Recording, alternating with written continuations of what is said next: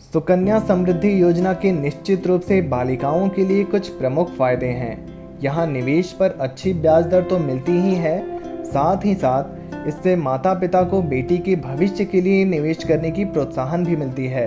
मगर यदि आप अपनी बेटी के लिए सुकन्या समृद्धि योजना में निवेश शुरू करने की योजना बना रहे हैं, तो ऐसा करने से पहले इस योजना के कुछ नुकसान के बारे में भी आपको जान लेना चाहिए। इस योजना की शुरुआत प्रधानमंत्री नरेंद्र मोदी ने 22 जनवरी 2015 को बेटी बचाओ बेटी पढ़ाओ अभियान के तहत की थी। इस समय इस योजना में 7.6% की ब्याज दर ऑफर की जा रही है। आइए जान लेते हैं सुकन्या समृद्धि योजना के क्या क्या नुकसान हो सकते हैं आपको। नमस्कार दोस्तों, आपका स्वागत है हमारे YouTube चैनल इन्वेस्टमेंट गुरु पर। चैनल को सब्सक्राइब करते चलें और नोटिफिकेशन बेल आइकन को जरूर दबाएं, ताकि जब भी हम कोई नई वीडियो लेकर आएँ तो आपको उसकी जानकारी मिल जाए। दोस्तों, बात करते हैं सुकन्या समृद्धि योजना के नुकसानों के बारे में। लॉक इन पीरियड, यह खाता छोटी अवधि के निवेश के लिए फायदेमंद नहीं है।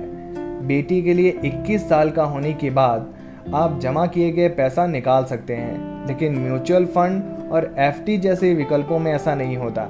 एफडी में आप अपनी मर्जी से 7 से 10 साल तक की अवधि चुन सकते हैं और म्यूचुअल फंड जैसे स्कीम में जब चाहे तब आप पैसा निकाल सकते हैं। दूसरा बड़ा नुकसान ये है कि सीमित है रिटर्न। 7.6% की ब्याज दर काफ़ी अच्छी है, मगर जानकार कहते हैं कि इससे और स्कीम के मुकाबले यह ब्याज दर काफ़ी कम है। म्यूचुअल फंड तो इससे कहीं ज़्यादा और बेहतर रिटर्न दे सकता है आपको, बल्कि कुछ योजनाएं तो ऐसी भी हैं कि जिसमें पैसा डबल भी हो सकता है।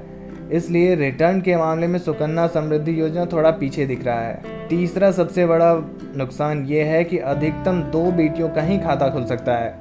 आप सुकन्या समृद्धि योजना के तहत अपनी अधिकतम 2 बेटियों का खाता खुलवा सकते हैं।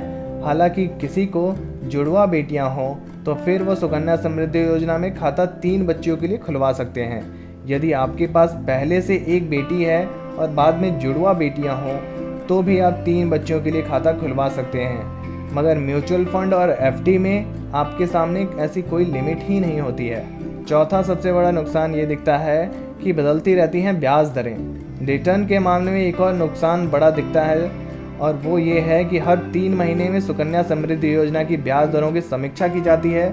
समीक्षा के बाद ब्याज दर में बदलाव भी किया जाता है, यानी ब्याज दर बढ़ाई भी जा सकती है और घटाई भी जा सकती है। इस योजना में पूरे साल में एक ही ब्याज दर रहती है।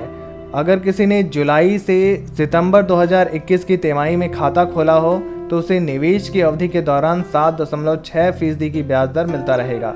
दोस्तों, साल 2014-15 में शुरू हुई इस योजना की ब्याज दर 9.10% से घटते घटते 7.6 पर आ गई है। भविष्य में इसकी ब्याज दर क्या होगी, इसका कोई अनुमान नहीं दिखता है। पांचवी सबसे बड़ा नुकसान ये है कि अधिकतम निवेश पर भी लिमिट है। अधिकतम निवेश पर भी लिमिट सुकन्या समृद्धि योजना में कम से कम 250 रुपये सालाना जमा कर सकते हैं। अधिकतम जमा राशि 1.5 लाख रुपए है। 250 रुपये के बाद आप 50 रुपये की गुणा में 1.5 लाख रुपए तक निवेश कर सकते हैं। यदि आप गलती से किसी वित्तीय वर्ष में 1.5 लाख रुपए से अधिक जमा करते हैं तो जमा की गई अतिरिक्त राशि पर कोई ब्याज नहीं मिलेगा। मगर एफडी, म्यूचुअल फंड जैसी स्कीमों में ऐसा नहीं होता है, वो आपको अच्छा रिटर्न दे सकती हैं। दोस्तों, सुकन्या समृद्धि योजना से जुड़ी ये जानकारी आपको कैसी लगी हमें कमेंट बॉक्स में ज़रूर लिखिए। वीडियो पसंद आई है तो वीडियो को लाइक और शेयर ज़रूर करें। धन्यवाद।